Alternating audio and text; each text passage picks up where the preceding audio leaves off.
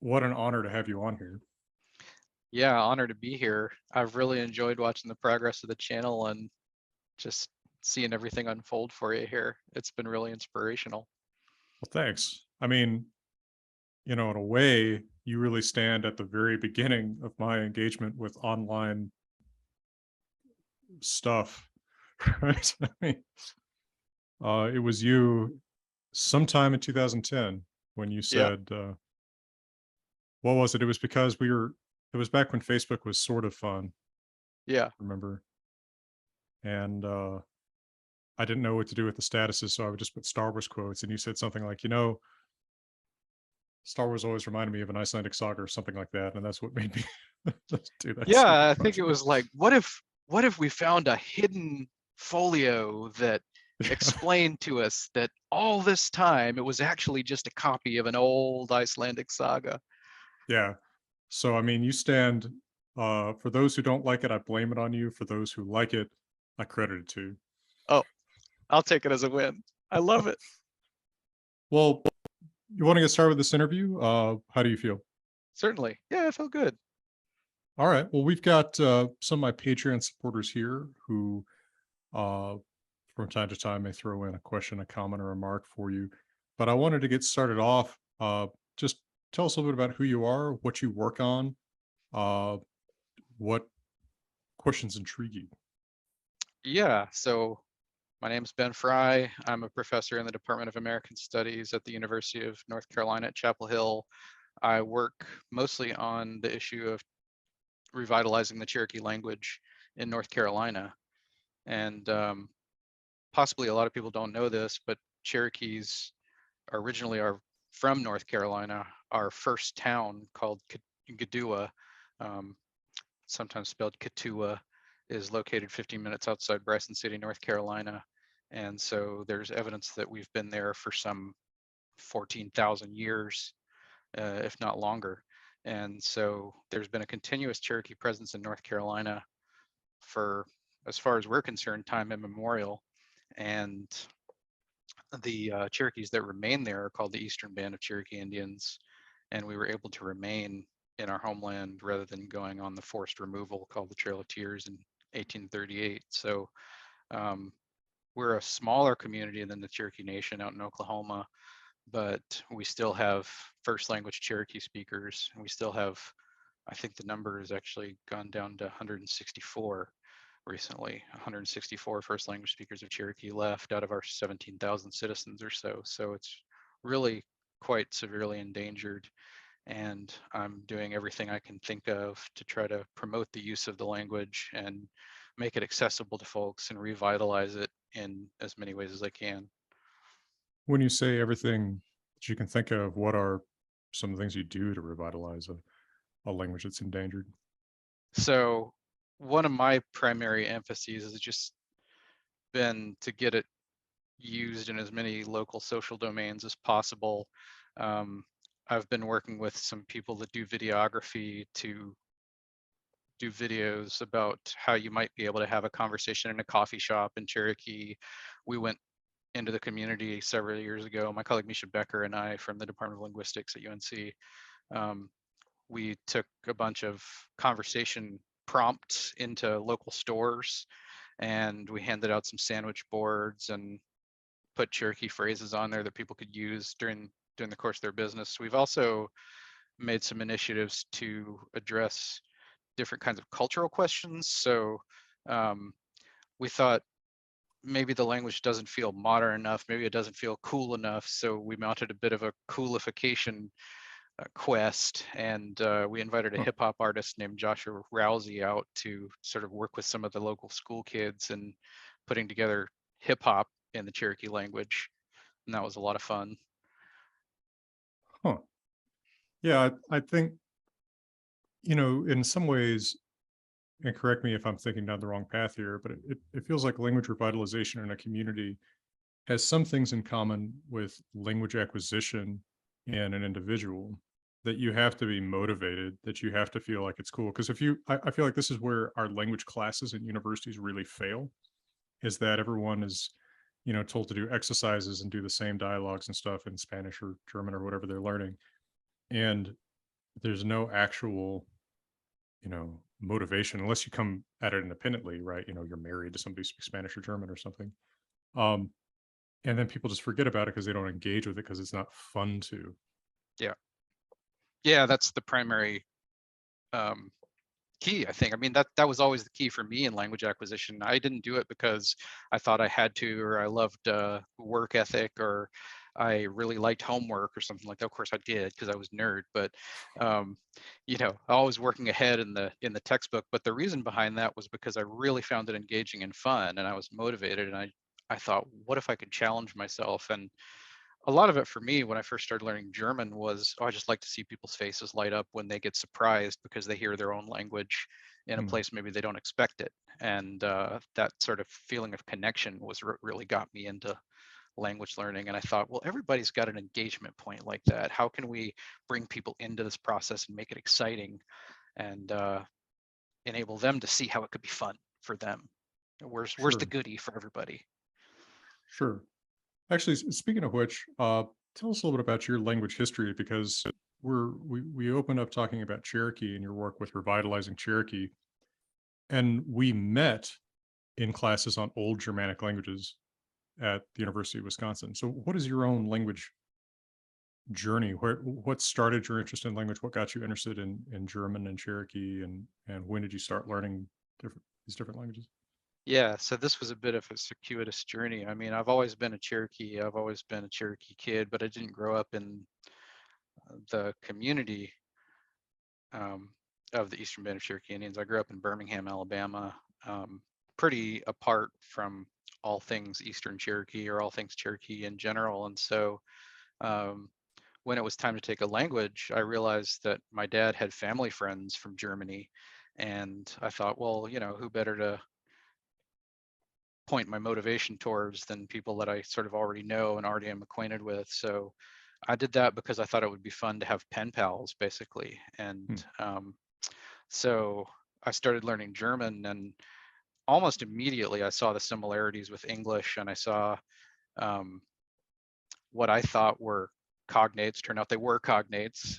Turned out, um, found out fairly quickly that they were derived from a common ancestral language. And by the time I was in senior English and our teacher handed us a page of Beowulf in Old English, uh, I started to see the similarities and I was hooked. That was hmm, exciting for me. I was like, well, this is a large puzzle. This is a fascinating thing.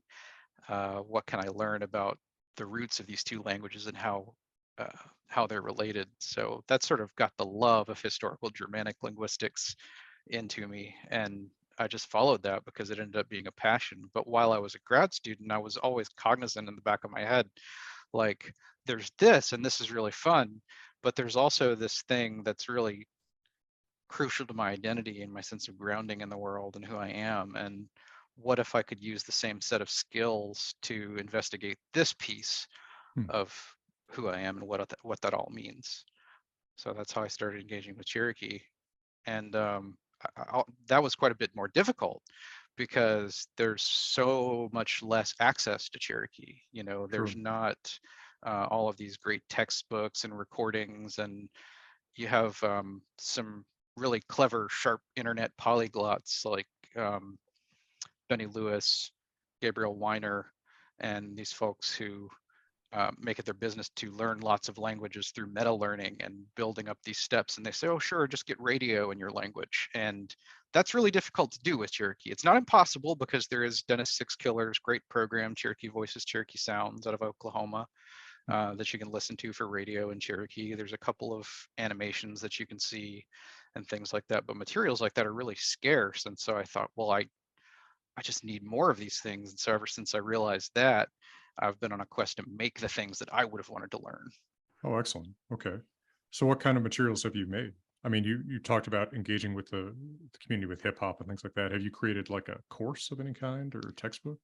I'm working on a textbook right now. I've developed a course reader with some fluent speakers that I use for my own classes at UNC. And I actually just recently started speaking to somebody at University of Oklahoma Press about the possibility of doing a textbook with them. There are several grammatical resources like Brad Montgomery Anderson's Cherokee Reference Grammar, um, and some dissertations on the language, but nothing that's really as pedagogically friendly as, say, your first year German textbook or something like Sure. that. And so I'm really excited about the possibility of making that kind of stuff. I'm also right now looking into an online platform, which there are some already. Mango has a Cherokee language learning um, section, and I believe Duolingo even has something with Cherokee, but Hmm. I want to orient it toward communicative language learning and all the good stuff that I learned about teaching German and Dutch when I was at Wisconsin. That'd be phenomenal to see. And of course, you're a great person to do it because, you or I are, I think I can say this of you too, are inclined to approach languages from that linguist attitude. We can look at all these charts and sort of figure out what we're looking at, but people want something they can engage with and talk with, right? They want the I never did conversational German or whatever, but like the Settigang for Norwegian, right? They want to hit the ground running with some stuff they can say and whatever. That would be awesome to see. Well, Uh, that's what I always found fascinating about your work, your interviews with people like Luke Ranieri, um, and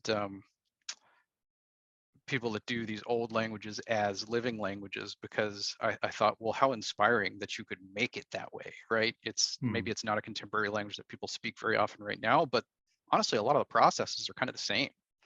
You sure, still got to try it, do this stuff. sure. And out of my own curiosity, what is the broader linguistic affiliation of Cherokee? What is it related to? Yeah, so it's an Iroquoian language. It's the only surviving Southern Iroquoian language, and it diverged from Northern Iroquoian some 4,000 years ago.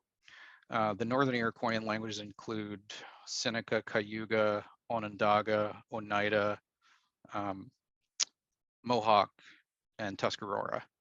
Hmm. So There's that's sort of a all sampling.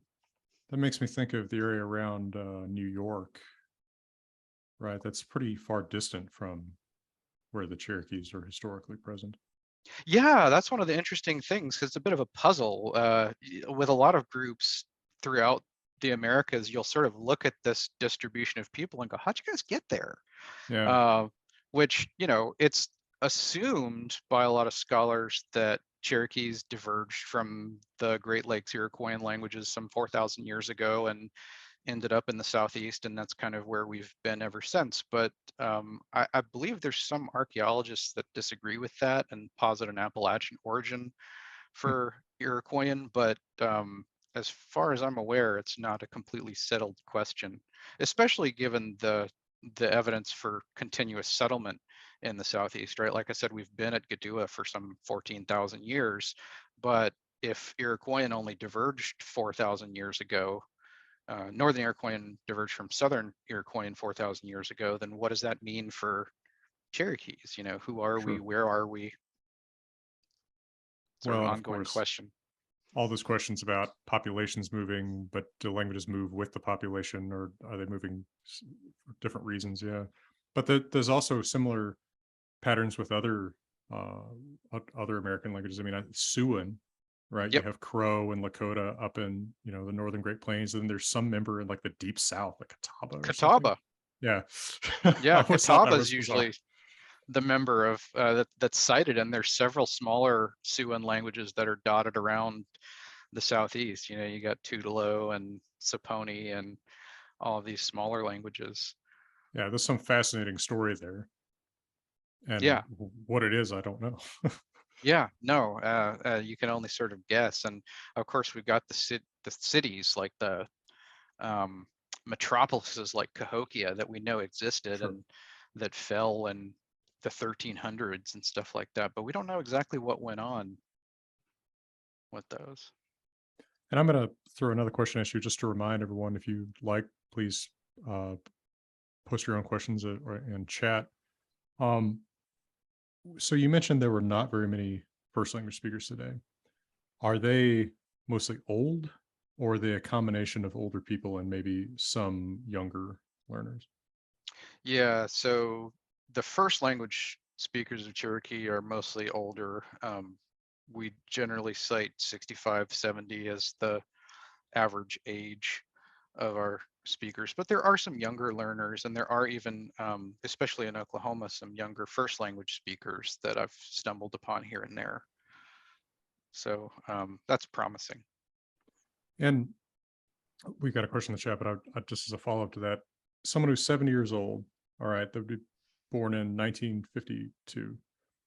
Well, they wouldn't have grown up in a world any less saturated with English than someone Right. younger.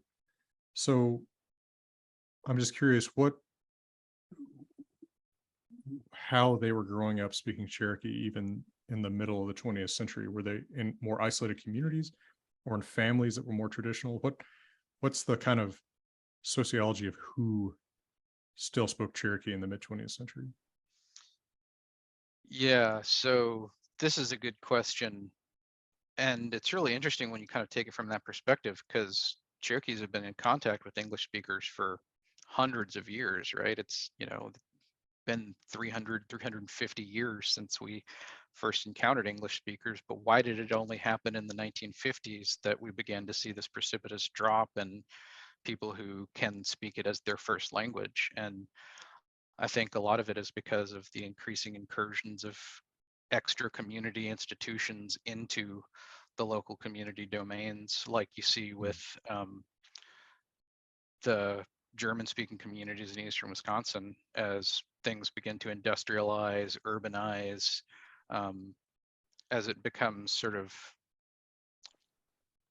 less possible to exist in a world without knowing any English and being saturated in all of your day-to-day domains with English. Of course, that is completely without the devastating influence of the boarding schools. I mean, we can't avoid talking about the federal boarding school era where Native children were rounded up and taken away from their families and punished physically, verbally for speaking their languages around these schools. That would have created a lot of pain and anxiety for people and shame about their languages. But I've always kind of wondered, well, if they came back to their communities after that horrible experience and everything had still been operating exclusively in Cherokee, wouldn't they have gone back?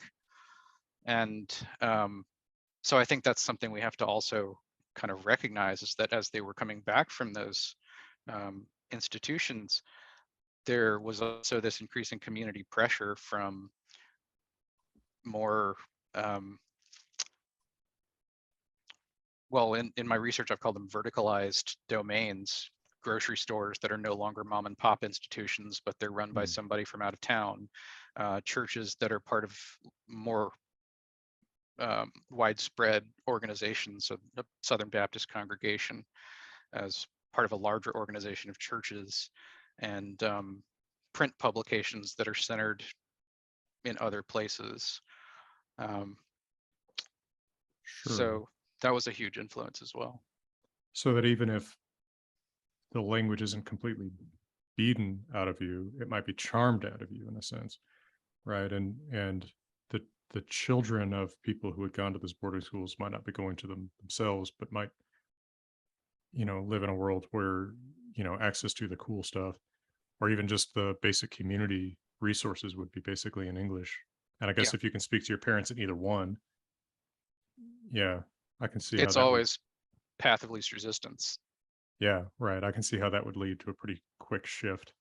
Yeah. And you see Even, that in immigrant families as well, right? Like, the kids come home and they've been speaking English all day at school. And even though the parents are speaking to them at home exclusively in Thai or Burmese or Polish or whatever, the kids answer back in English, and the parents sort of exasperatedly roll their eyes and go, okay, well, fine, you can respond in English, I guess.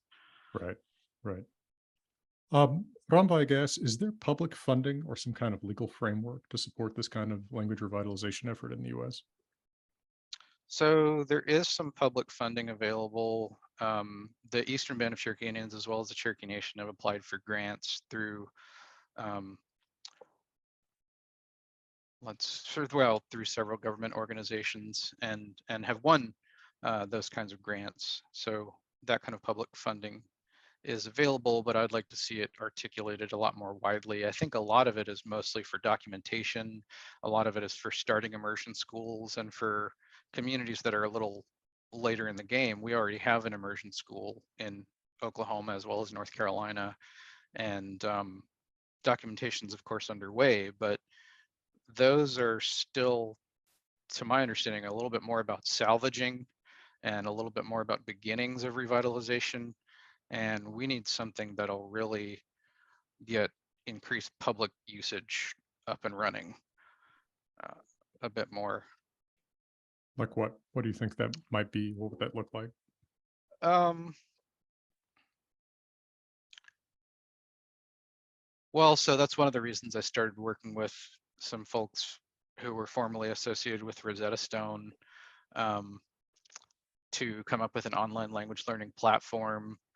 Um, I think one of the confusing parts is that documentation efforts have to dovetail with revitalization efforts. So you've got to have a lot of the information about the language in order to deploy it for use in revitalization. So for example, one of the things we want to have is frequency counts, and a lot of these meta learning courses, they talk about, well, you should take the 150 most frequently occurring words in the language and learn those first because that'll get you 80% of day-to-day conversation.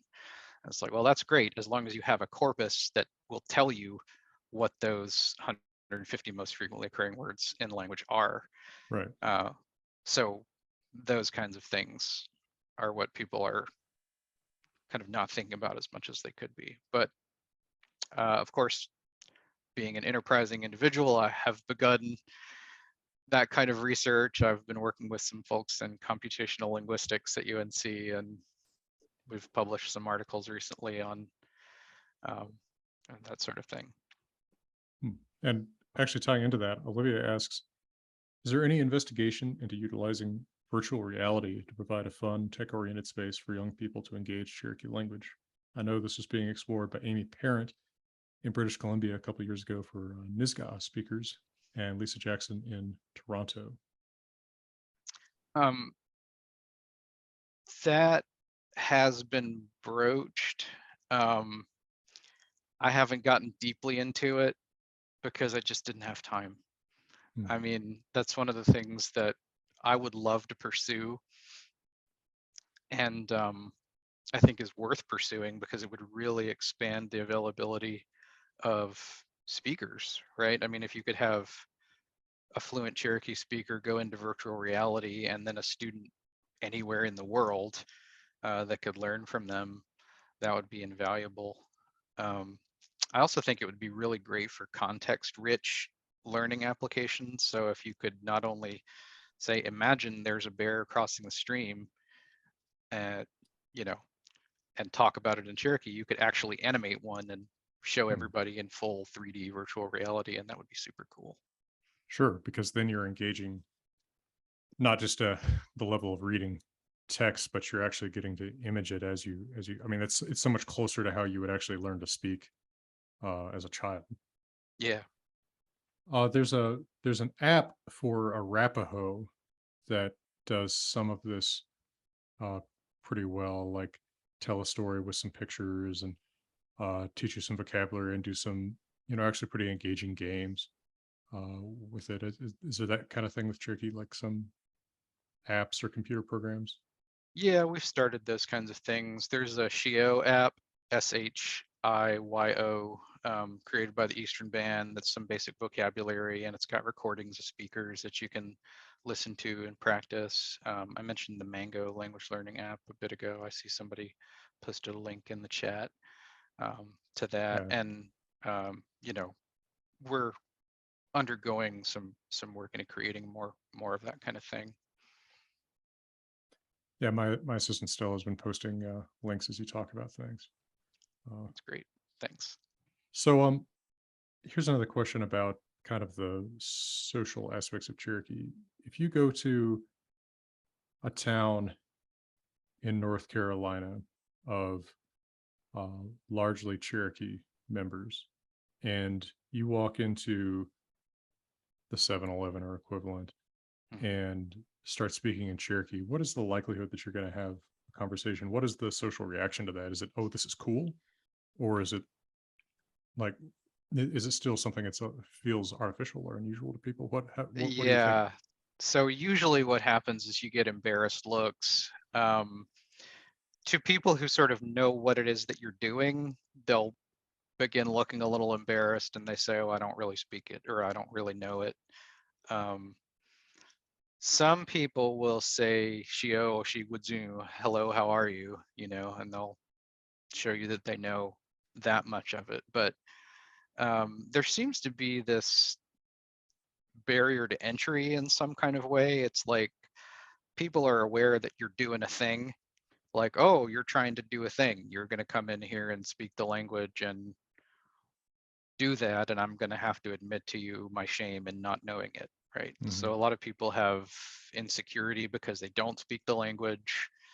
Um, in a way, it almost backfires because you might be even genuinely attempting to show solidarity and enthusiasm for the language and the culture of where you are, but instead of feeling that extension of kindness or something like that, often people are going to feel insecure because they don't know it and they feel Mhm. like they should. So there's a lot of shame to get over. Right. That sounds very familiar to me with the situation among Eastern Shoshone and Northern Arapaho communities. Um, I spent and still spend a lot of my time around uh, the Wind River Reservation and have observed a lot of that. And also, it kind of reminds me a little bit of what happens sometimes with immigrant heritage languages in the U.S. Um, I'm not of Norwegian heritage, but very often when I mention that my profession is Scandinavian languages and pathology and such, people will say something like, "Oh, well, I'm Norwegian," or sometimes you get the very stereotyped expressions, right? "Jeg snakker norsk," right? Yeah, Um, but then you push much beyond that, and it's always like, "Well, I don't really know how to speak it," and people feel kind of bad about it, but they won't. But that doesn't lead to action. right, right. Yeah, you get this moment of shame, and if anything, that seems to dissuade people from wanting to learn instead of persuade them. Yeah. Right. It's like I'm just going to go back. If I'm going to have any kind of casual conversation, it's going to be in English. I'm not going to make that little bit of effort to try to push into it a little bit, which I think that's actually an extremely hard thing to push through in any language learning situation. It is. It certainly is. Yeah, I still struggle with it myself. Sure. Olivia asks, is there a way to introduce Cherokee medium schools or to bring the language into the K-12 setting in some way to reinforce its importance and the ability for meaningful engagement for students and teachers? Sure. So since 2005, the Eastern Band of Cherokee Indians has had Nugadua Academy, which is a Cherokee medium school. And the original intent was to bring in infants 6 months and younger, um, and speak the language to them 8 hours a day, 5 days a week, until we had a class of perfectly fluent 12th graders. Unfortunately, we met so many snags in the process of creating the school and expanding it by one grade per year every year. Um, it was this perfect storm of fears, um, struggling with accreditation Hmm. in order to sort of bolster confidence in the school, and then realizing that accreditation came with strings like end of grade exams that have to be administered in English. Oh, sure. And then the parents began to worry about whether they would be able to read on grade level with their English speaking peers. And then it became about, let's make sure they're actually educated and not just sort of quote Indian educated, or something like that. So once again, this sort of adopted colonial shame began to take over, and we said, well, we've got to make sure we meet their expectations from somewhere else. And so that disincentivized a lot of the things that we were doing to promote our own cultural revitalization. And eventually it led to a situation where the school went up to sixth grade, and then the kids went into the middle school, the English speaking middle school, where they still had Cherokee language as one of their school subjects, but it was sort of Hmm. like you get Spanish in your English middle school, and then Right. a lot of people don't really think too much about it after their Spanish class is over. Um, and nowadays, so we've actually graduated our first immersion school class um, from high school. They've finished high school now. They just graduated last semester, and some of the first students that went through our immersion school, Nugadua Academy, are now asking their more engaged parents, will you teach me to speak it?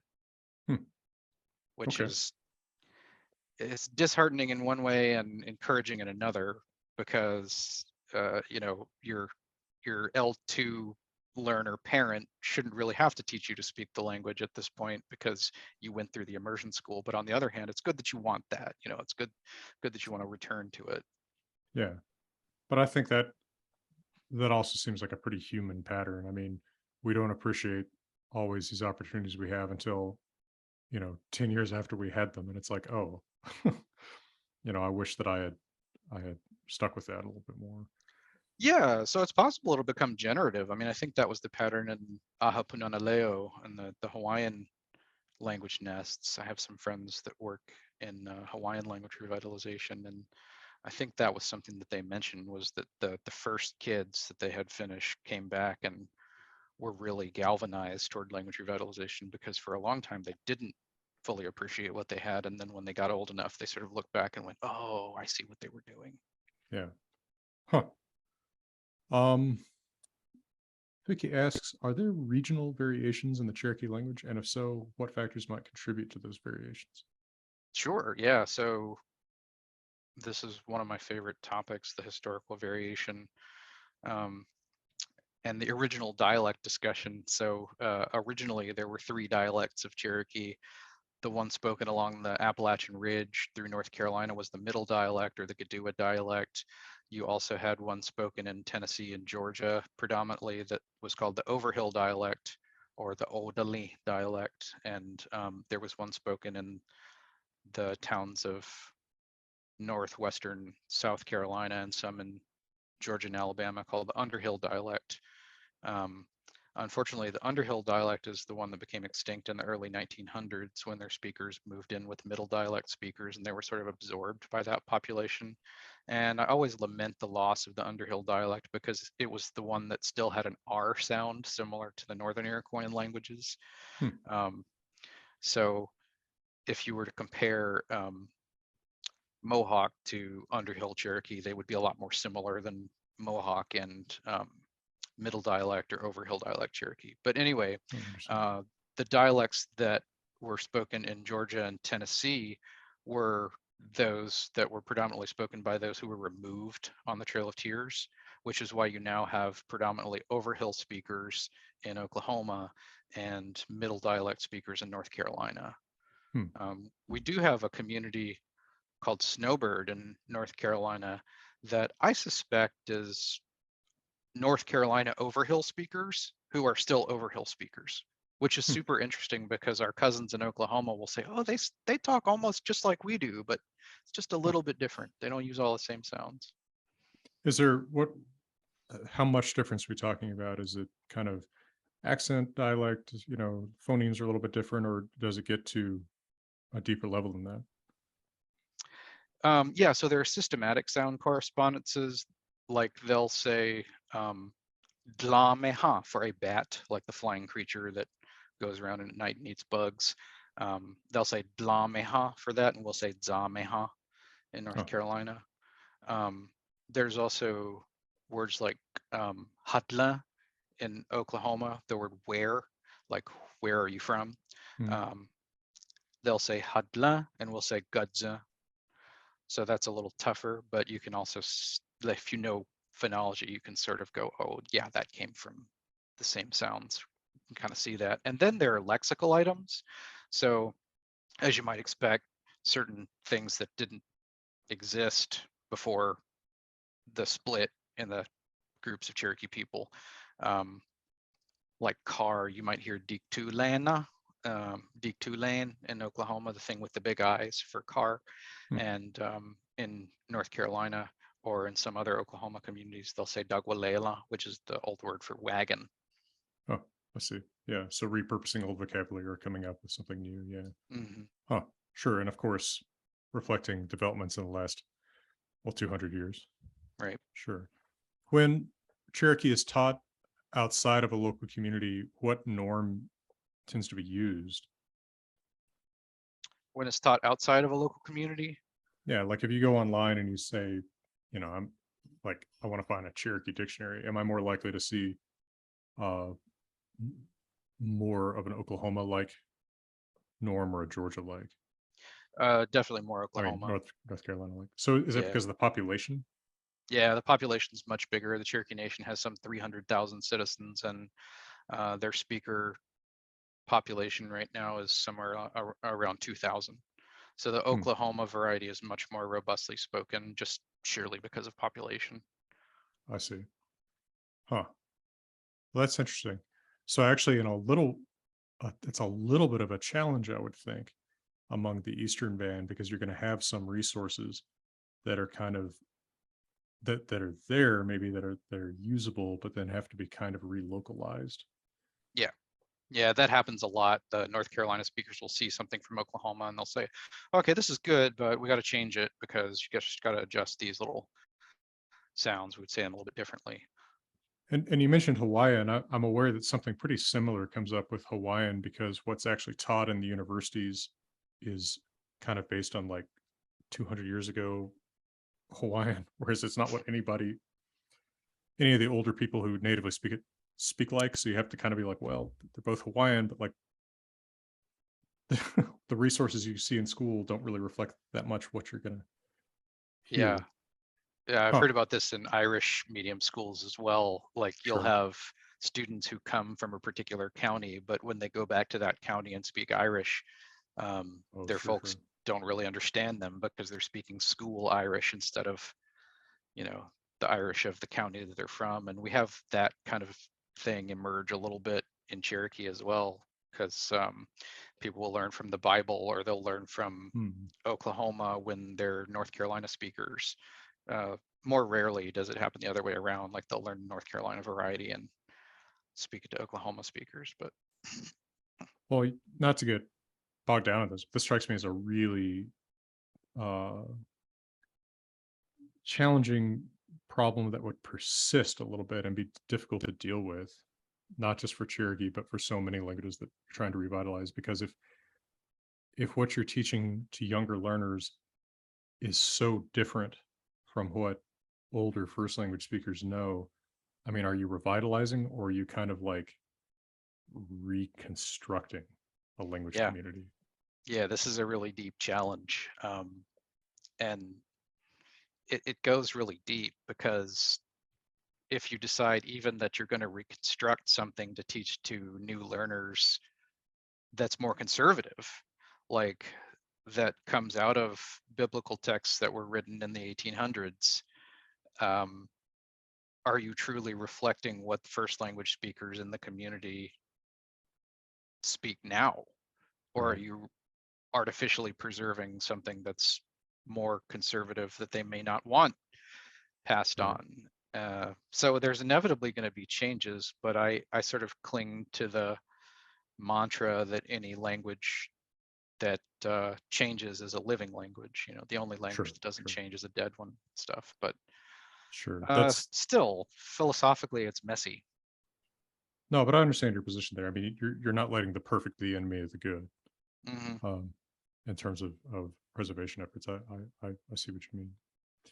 Uh, Blake Winter asks, looking at some of the links Stella posted, I noticed that Cherokee appears to use a variant of the Roman alphabet. Can you tell us a little bit about the development of the alphabet for Cherokee? Surely, yeah. So Cherokee stands out as particularly interesting as the first Native American language to develop its own orthography. Um, Sequoyah was the inventor of what's called the Cherokee syllabary. And a syllabary is just a system where each character represents a syllable. Um, and so if you see the word Cherokee written in Cherokee, it, I'll just I could let write you it in. share screen if you want, uh, or you could put it in chat. Yeah. Yeah, so I'll just throw it up in the chat there. I mean, the three characters that I just typed into the chat are za, la, gi, right? Hmm. And it might look like a G or a C and a W and a Y, but I always try to get my students to avoid talking about them in those ways, because if you begin comparing them, then you get into the problem where you have um, okay, which C, which G? Yeah, right, right. I see what you mean. Looking at the chat, Um, yeah. yeah, so the characters I just typed are za, you, and wa. Hmm. Um, and so Sequoia developed the syllabary around 1821, and it was actually panned. People weren't really into this at first. They thought this was going to be a dangerous thing. They thought, he was a little crazy for trying to invent a writing system for Cherokee. It's rumored that his wife even burned down his workshop at one point, and he had to start over from scratch. Wow. Um, but and he initially started with a system that represented each word as its own character. So I think he was designing logograms, like uh, what people think of Chinese. Hmm. Um, but that didn't work out, so he landed on syllables. And he finally was able to prove that it worked and convince the tribal council that this was going to be a viable system. And by 1827, we were the first American Indian nation with a newspaper in our language. Um, the initial production of the Cherokee syllabary didn't actually look anything like what we have today. It was much more calligraphic. So Sequoia designed it with a quill pen, and it's very flourished and Hmm. things like that. But when they decided they want to print it, it became more practical for printing to use characters that they already had metal typecasts for. Hmm. And so that's one of the reasons that the syllabary looks like it does now. They just took some I see. printing blocks that already existed and modified them slightly. I had wondered about that. Huh. Because there are some letters that I've seen in his original syllabary that look like English letters. But yeah, the typeface does seem more like the Roman alphabet than his original ones. That I hadn't thought about the fact that he would have been designing it by hand with a quill pen, so it wouldn't have been as limited by what typefaces would use. Yeah, that makes sense. Yeah. Yeah, it would have Is been it? probably prohibitively expensive to do new metal characters. Of course. And in teaching and learning Cherokee, is the Cherokee alphabet universally used, or are there some people who use a Roman alphabet transliteration of it? Yeah, there's actually a lot of people these days that don't like to use the syllabary quite as much, which I think is kind of sad in a way, because it is such a unique situation that we had I mean, Sequoia was monolingual in Cherokee. He didn't speak English, and he was illiterate Hmm. in any language when he designed the syllabary. So he truly was a monolingual Cherokee speaker that came up with this from scratch. And I don't know, he's really, if you think about it in those regards, he's really quite a genius for having done Sure. this. This is sort of stupendous that somebody would just do that for their language, and I think it's an amazing invention that I would like to see carried forward. Um, and also at the same time, I respect the difficulty of teaching an entirely new writing system and of creating a comprehensive literacy program and a new writing system, because once you can name all the syllabary characters, that doesn't necessarily mean you can read fluently. It just means you can name the characters. Sure. um, so that's a stepping stone that a lot of people decide that they're going to do later. They'll teach in Roman orthography, and then once the student knows a lot of words, then they'll move on to learning syllabary. Hmm. And ancillary question that I've always been curious about that you may know the answer to. Do you know how the trees in California came to be named for him? I wish I did. Okay, I've always wondered how that happened No, I mean, I could because speculate. Something about like, well, they're giant trees, and he was a giant of a person. He was an amazing luminary in his field, and all these kind of stuff. I'd like to think that that's the way that it came about, but I'm really have no idea. yeah, that's always been a mystery to me. Anyway, okay, so we will persist in mystery.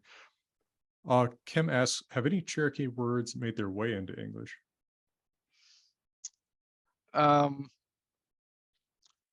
so I can't say this for 100% certain, but I think squash is one of them. So the Hmm. Cherokee word is squashy, and one of the things that I've heard suggested but can't corroborate 100% is that even such Americanisms as uh-huh uh, Hmm.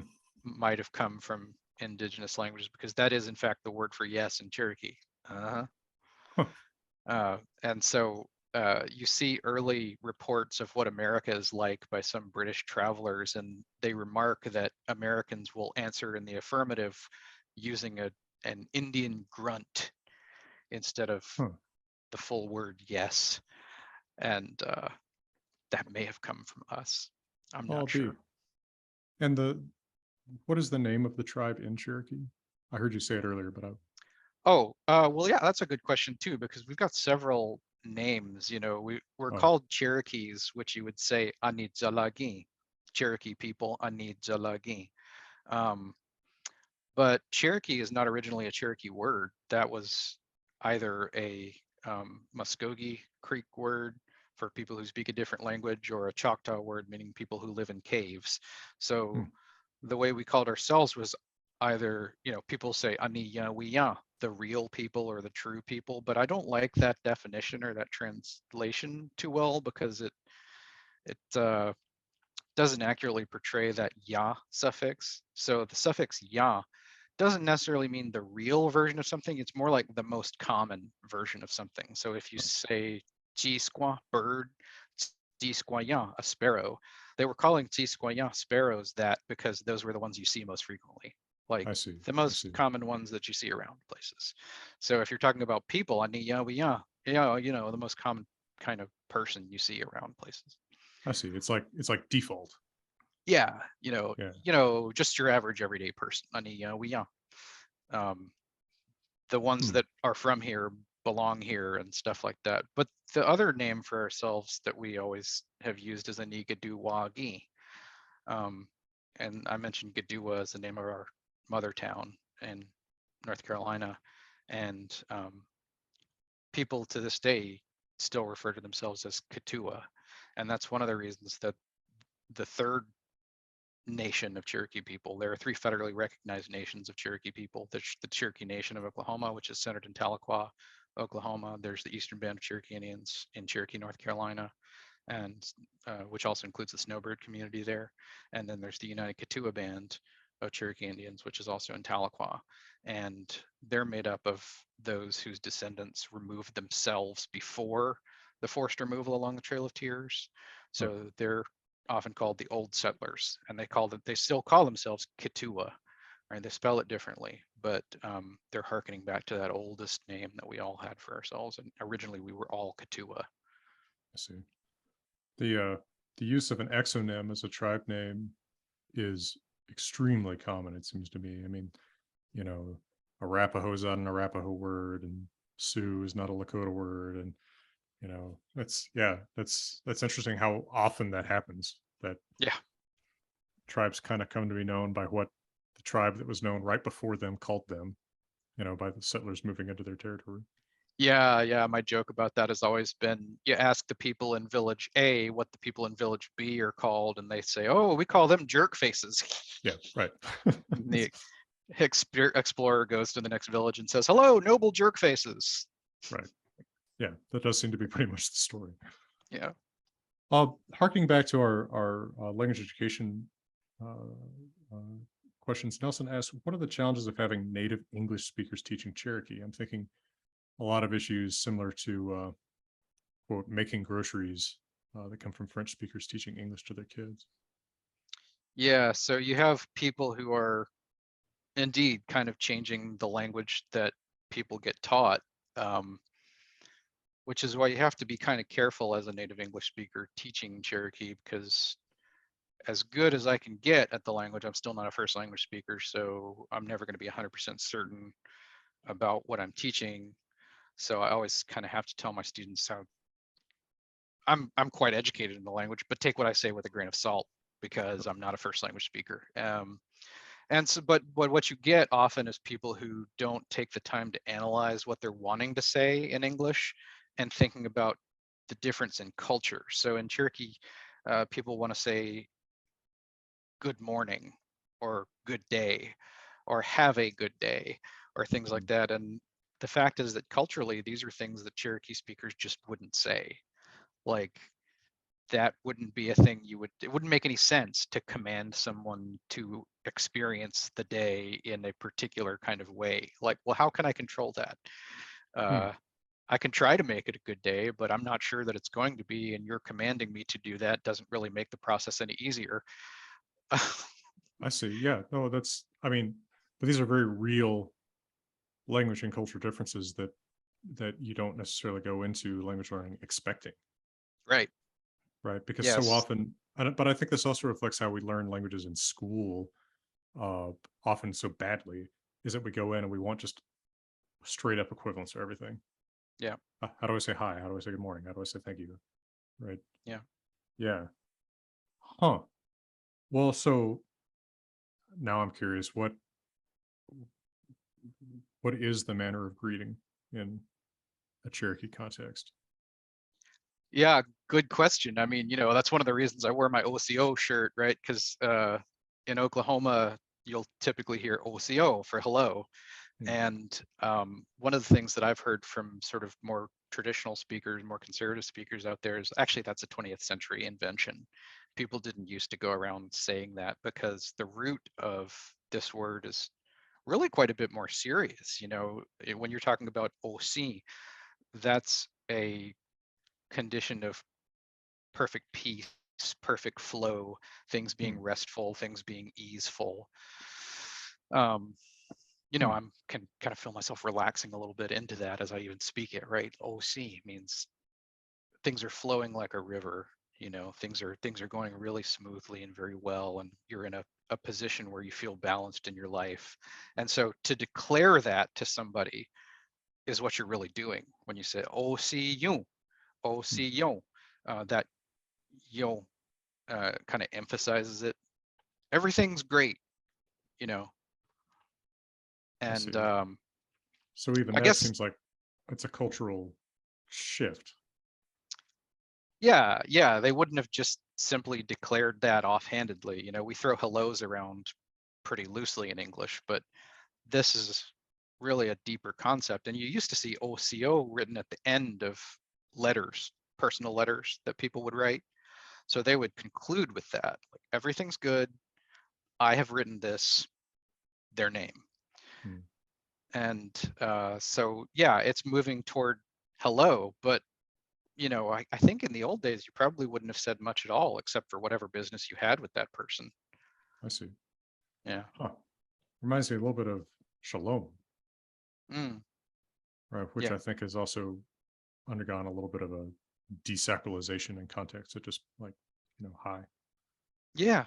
Yeah, that's right. Because originally it was about peace. And Yeah. they say, well, also, don't say goodbye in Cherokee. You say um, one of several different pronunciations and spellings, something like Dana Dago Ha Yu, Data Dago Ha Yu. In Oklahoma, they say Dona Dago Ha I or Dota Dago Ha I.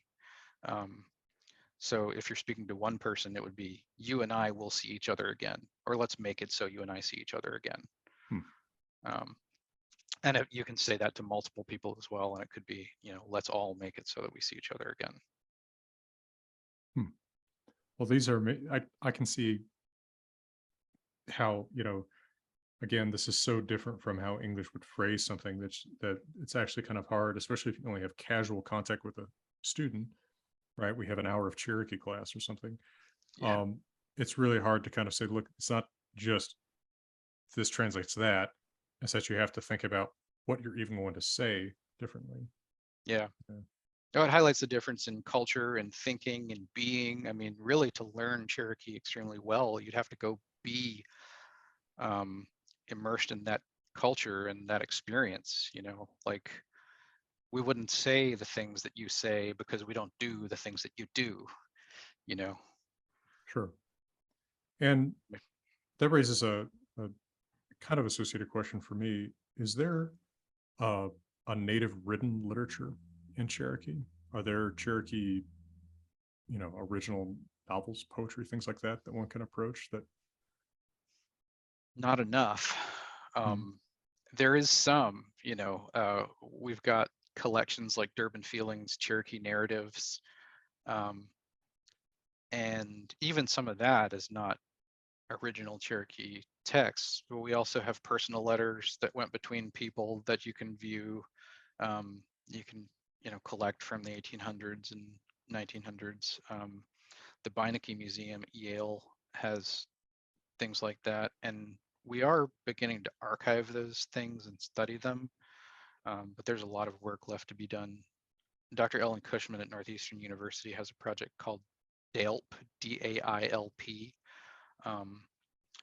and she's done some work on archiving, actually quite a lot of work on archiving those kinds of documents and parsing it out, doing morphological parsing and things. By the way, we've taken about an hour of your time, so if at any moment you need to go, let us know. But we've still got a couple questions here, and are you still good for time? I'm totally fine. Yeah. Okay. Don't want to waste anybody's time here, but No, sir. I just want to make sure that we're not keeping you from getting to something. Dylan says, Oklahoman here, not really a question, but I just want to tell you that in the last 10 years or so, there has been a lot more Cherokee and Comanche language on TV through some amazing ads from the tribes. Growing up, it felt like all I heard was Chickasaw. The ads are incredibly effective and even led some of my friends to study native languages at the University of Oklahoma. that's awesome. Yeah, I've seen an ad for Northeastern University in Tahlequah there, and it's pretty compelling. I'm glad people are seeing those. I haven't seen anything like that in Wyoming, um, where even driving around the res, everything is basically in English, but then there's not the same population density as in Oklahoma. I guess Yeah. Oklahoma would be a more natural place for that kind of thing to begin. Yeah, so much so that even sometimes I get lumped into that, which can be a little prickly at times. Like, well, yeah, but there is a whole population, a whole nation in North Carolina still, guys. Come on. Yeah, right. Right. Well, and then it also occurs to me the Cherokee tribe is not the only one that is split into an Oklahoma, people who got moved to Oklahoma and then people who weren't. Yeah, Because the Cheyenne, there's Northern Cheyenne and Southern Cheyenne, the Arapaho, Northern Arapaho, and Southern Arapaho, uh, Seminoles. Seminoles, yeah, huh. And then you end up with, it seems to me, at least looking at Arapaho, some pretty divergent uh, language and customs developing between those two different communities just from being separated for 150 years. Yeah. Yeah, it's a different place. One of the things I've noticed about talking with Oklahoma Cherokees too is their experience of the Trail of Tears.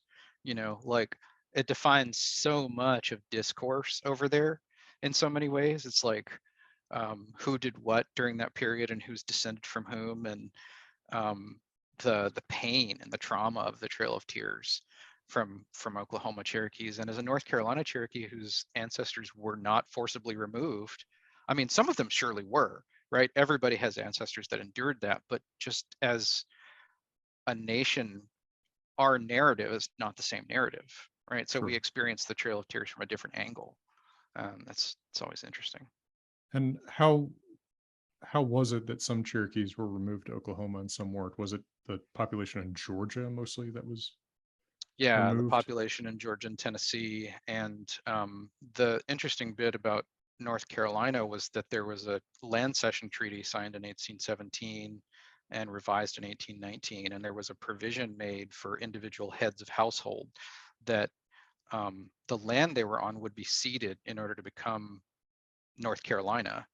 Hmm. But if they wanted to, they could apply for 640-acre reservations for their families. And a lot of Oh, people did this. And so they were able to claim legal status as being able to remain in North Carolina by provision of the 1819 treaty. And there was a guy named William Holland Thomas. He was actually a white guy who was adopted when he was 12 years old by a chief named Yonagaska, or Drowning Bear.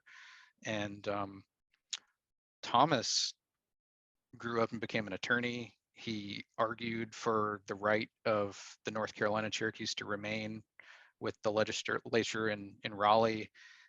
He bought up a bunch of land in his name and held it in his name for Cherokees who already lived on that land. And till eventually the tribe was able to lay claim to that land through the formation of the Cherokee Silk and Sugar Corporation, because that was the only incorporation law that was on the books in North Carolina at the time. They Huh. never made any silk or sugar, but they were incorporated, and so they were able to hold the land Huh. because corporations had more rights than indigenous people. And when So about that was that? land, I think that was in the late 1800s, early 1900s, Hmm. until eventually that land passed into trust with the Department of Interior, and that's what officially became the Eastern Band of Cherokee Indians. What a weird, convoluted process. Yeah, Huh. yeah. So a lot of folks had to really fight for their legal right to remain. And there were a lot of people that also hid because troops were going to round them up anyway. And so there were some people who had the legal right to remain, some people hid in the mountains and resisted removal, and there were some people who even returned from Hmm. Indian territory. So they were walked forcibly out to what would become Oklahoma, and then they walked right back. Huh.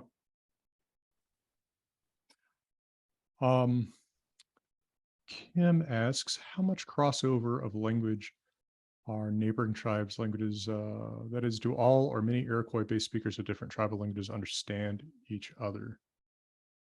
Oh, this is an interesting question. Yeah, so Iroquoian languages, Northern Iroquoian language speakers tend to understand each other more than Northern Iroquoian speakers and Southern Iroquoian speakers. So if you speak Cherokee and you want to just eavesdrop on a conversation in Mohawk, you're kind of out of luck. You'll be able to hear things that you might be able to identify as pronouns from Hmm. time to time, but that's about it. It's like, oh, they probably said something along these lines. And every now and then you can play that parlor game where you go, what's your word for fire? And they'll say, oh, zira. And we'll say, oh, ours is atzila. Hmm. Clearly Okay. they're related, right? But like, that's about all you get out of it. It's kind of like the core lexical similarity between English and Russian, um, which are related, but you got to go through a couple of branches to get there, as we Right. know, right? Right. And now and then a cognate will kind of accidentally still sound pretty similar, but you couldn't pick that up in the course of rapid conversation. Yeah. Yeah. Whereas the Northern Iroquoian languages, that's the Haudenosaunee Confederacy, and those folks have been talking to each other over that intervening period of time. So a lot of their languages, in several ways, have converged to be more mutually intelligible than they even would have been had they not been in close contact. Interesting. And of course, in the northern plains, there was a pretty widespread sign language that transcended a lot of really significantly different languages, right? Algonquian, like Cheyenne and Arapaho and Siouan and Uto-Aztecan, like Shoshone. Yeah. Yeah, So it's yeah, I've interesting heard how. some of us probably did use that as well. Oh, really? I don't know a lot about it, but I think probably some Cherokees were familiar with that. And you would have had lingua francas that were more widely used also. Mobilian Sure. trade jargon would have been something that probably Cherokees would have been familiar with. They probably would have been Oh, familiar with interesting. Tuscarora, Muskogee. Okay, sure. Some familiarity with not only neighboring languages, but some kind of super regional lingua francas. What is Mobilian trade jargon? Is that a like a pidgin or? It's a Choctaw lexified, um, I hesitate to say Creole, but it's certainly a contact language that was used as a lingua franca in, I believe, the Gulf Coast interior. Interesting. Huh. I'd never heard of it. Yeah, so Mobilian trade jargon, you know what, I may be wrong. It might have been used on the exterior of the Gulf, and more inland you'd have used Muskogee as the lingua franca. And then, interestingly, the Tuscarora were in eastern North Carolina until a point in the 1700s after the Tuscarora War, when they moved up to join the Haudenosaunee Confederacy in New York and became the sixth nation of the originally the Haudenosaunee or the Iroquois were called the Five Nations Confederacy of the Longhouse, and then the Tuscarora went up after the Tuscarora War to become the sixth nation of that confederacy. Hmm. It's a pretty huge move in the context of the 1700s Yeah, from North Carolina to New York. That's no small movement of a large population. right. Huh. Um, Chava asked if Cherokee was one of the languages that the U.S. military used in World War II to code important messages so the Germans wouldn't be able to understand. So yeah, Navajo is the most famous example, but Cherokee was used along with several other indigenous languages in both wars, I believe. I mean, in World War I a little bit, and World War II. Just not quite as famous as the example of the Navajo code talkers. And of course, Navajo, I think, is the most uh, has the most speakers of any living indigenous language in the U.S. Is that right? That's correct, as far as I'm aware. Yeah.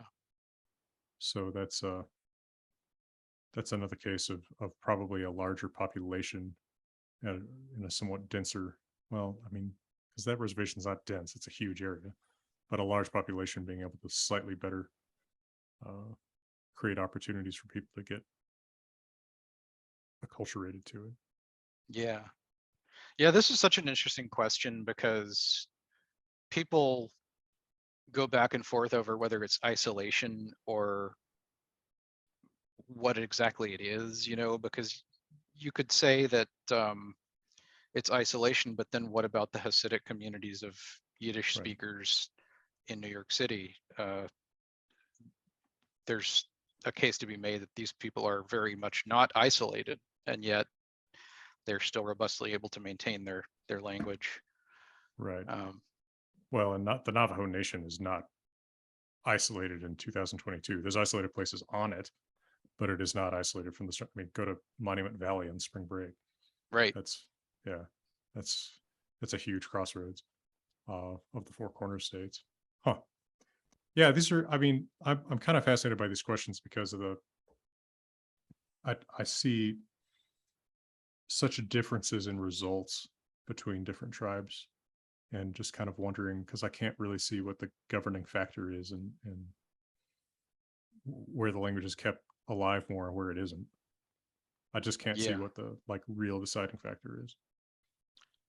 So, I mean, I think a major in print is it's got something about social networks and the distribution of social networks in relation to um, organizations and institutions. It's got to be who controls your resources to a certain degree. Like, whose language do you have to speak to get a bagel around here, Sure. right? Hmm. Um, and if there's no bagels to be spoken of, I'm not saying bagels in particular, Right. but Right. like, what are you eating, and who has it, and where did they get it, and do you have to speak anybody else's language in order to come by basic provisions like food, water, shelter? Sure. Sure. And then on, of course, I start thinking of the example I know best on the Wind River Reservation. And if you want to go to McDonald's, you go into Lander, which is off the reservation. There's no way anyone would ever order in Shoshone. Yeah. Right. Yeah. Yeah. I see what you mean. Um, Adrian asks, has the Cherokee language had any natural imports from English, if that phrasing makes sense? Not forced upon by English speakers, but taken on freely. I guess like vocabulary, grammar things that have changed from Yeah. contact. Yeah. So, well, this almost gets into Cherokee humor in some ways because pretty much everybody is bilingual at this point. So you get speakers who often will do things like puns that are bilingual puns. So if they're talking about Wendy's fast food, they'll say "uno le tunal "uno le" the wind, Oh, tunal place where they eat, restaurant. I see. So kind of the southern dialect feature of um, eh merging, Right. yielding this pun about the wind. It's not Windies, it's Wendy's, right? But like in their dialect in English, it's already the same thing. Right. And Right. we're just going to another extreme. Or they'll I, talk about Lowe's, the hardware store, as Eladin. Eladin. Adanana, the store that's low down to the ground. I see. That's cool. Yeah. And as a lifetime pin merger myself, the pun made immediate sense when you explained it. Oh, good, good. Yeah, I wanted to say that just because I know not everybody is a pin-pen merger. I have to make myself I was distinguish gonna say them. you're from Alabama. How would you not be a pin merger? Oh, yeah. There was no way. I had no hope growing up at all. There's no way. I I'm such a merger. I basically can't hear the difference. Like Yeah. I almost cannot hear it, but that's neither here nor there. Yeah, I have to brace myself, I have to set my lips in just that way. Eh. I never feel natural doing it. No, no. And I'm sure it sounds like I'm from 500 years ago when I try to Oh, speak that artificially. I'm sure. Yeah, it's a saucepan. So that's another sticking point, right? It's like pan, pen, pin. I don't know. Well, for I say writing pen Hmm. versus stick pen is how I Hmm. distinguish those Yeah, you homonyms. But got to tell me which that's, one. yeah, but that's neither here nor there. That's well, this has been a great conversation. I've learned a lot. I really appreciate the time you've taken with us. If you still have some time, if there are other questions, people feel free to throw those in. I've Yeah, really appreciated the quality of the questions we've gotten here, me too. and very much appreciated your answers. Yeah, It no, has for sure. been No, I way too have a long. little time, but happy to wrap up. Oh well, Adrian asks, I've had a serious question, so now I must ask: is Dr. Fry aware of his role in the creation of the Thing? And of course, it's Star Wars. It's an sci-fi Oh, saga. Yeah, you're well I aware. celebrate it. Oh, you do? Okay. Yeah. I don't know. It was like my little 15 minutes.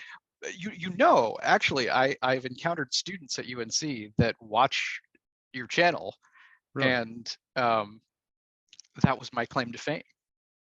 I mentioned, hey, I happen to be that guy. Oh my gosh. That was on Dr. Jackson Crawford's. Yeah. I'm so sorry to do that to you. I'll take whatever scraps I can get. I mean, I every year around February when it's about the anniversary of when I started that, like I kind of have this like mixed feelings about the anniversary, It's like, should I take that down or Yeah, I can see you looking off the cliff like the Caspar David Friedrich Mönch am yeah, Meer. pretty Like, much, I just wander in the Misty Mountains thinking about it, home Gangu Hani and all that. just like them, just like back in those days. Yeah, I'm a tragic saga hero in my own right. Yeah. Uh, Chaba asks, what did the Cherokee name the horse? Was it a loan word from another Native American language, for example? No, actually, this is an interesting story. So the word I know for that is shogwili, horse. And I believe it is from gashohi, your back. Hmm. Gashogwisti means to carry something on your back. So Hmm. gashogwisti became shogwili. Huh. So the one that carries on the back. Yeah, Huh. the back carrier. That's pretty cool. Yeah. Huh. And do you know when the Cherokee came into possession of horses? It would have been in the 1500s when they encountered the Spaniards for the first time. There are actually, I think we forget about that so often that the Spanish came up the East Coast pretty far.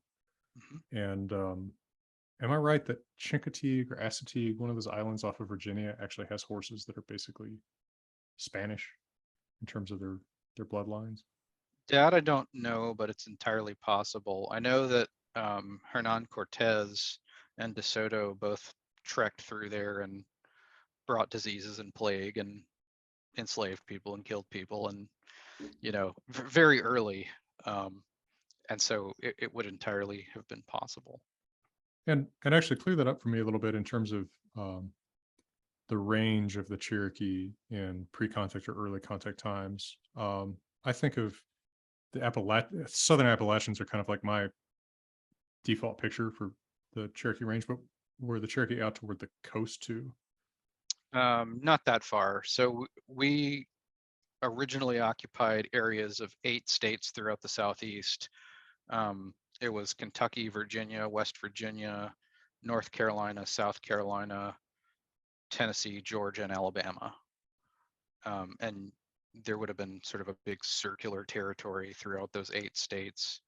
I think all of Tennessee and most of Georgia were you know, occupied by Cherokee folks.